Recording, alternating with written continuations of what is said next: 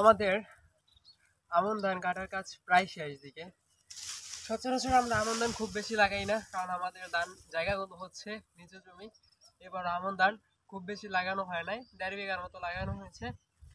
আধা বিঘা কেটে ফেলছি আজকে, আর 1 বিঘা রয়েছে, ওইটা 2 দিন লাগবে কাটতে। এর মাঝেই বোরো ধানের বীজতলা তৈরি করা শুরু হচ্ছে, কারণ বোরো ধান 4-5 বিঘা লাগানো হয়। আমাদের জায়গাগুলো হচ্ছে নিচু জমি। আজকে আপনাদের সাথে এমন একটা জাত নিয়ে কথা বলবো, বোরো ধানের, যে জাতটি 1994 সালে কৃষকের জন্য অনুমোদিত হয়।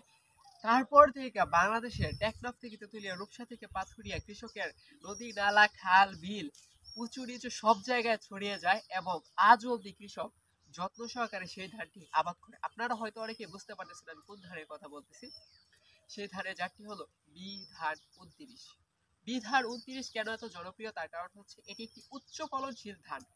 আমরা জানি উচ্চ ফলনশীল ধান যে বর্তমানে নতুন নতুন অনেক হাইব্রিড ধান বের হচ্ছে, এগুলো হেক্টর প্রতি 6, 7, 8 টন পর্যন্ত হয়, কিন্তু বিধান 29-এর ক্ষেত্রে আমরা দেখতে পাই ম্যাক্সিমাম সময় এটার ফলন হয় প্রতি হেক্টরে 7.5 টন, 7.5 টন হয়।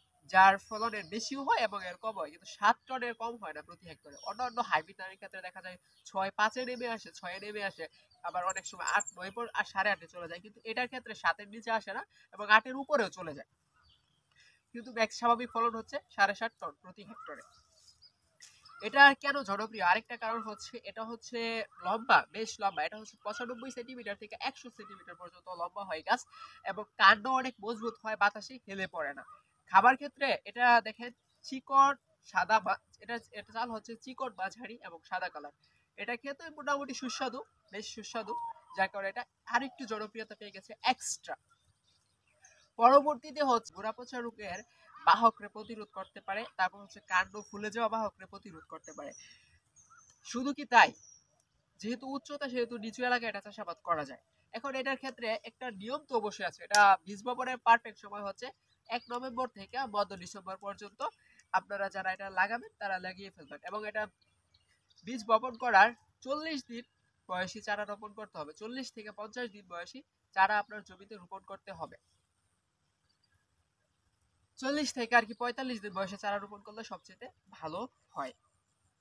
এখন আপনার দেখেন, এটা এত পরিমাণ জনপ্রিয় যে এটা সেই 94 সাল থেকে চাষাবাদ হয়ে আসতেছে, এখন পর্যন্ত মানুষ, কৃষক বিশ্বাসের সহকারে এই ধানটা চাষাবাদ করে। তাদের বিশ্বাস যে নতুন যে ভেরিয়েন্ট গুলো আসছে হাইব্রিড ধানের, তার থেকে এই ধানটা বেস্ট। তো আপনারা চাইলে বিধান 29 চাষাবাদ করতে পারেন এবং চাষাবাদ করে দেখতে পারেন। যদি বিধান 29 চাষাবাদ করেন তাহলে মধ্য ডিসেম্বরের মধ্যেই বীজ বপন করে ফেলবেন।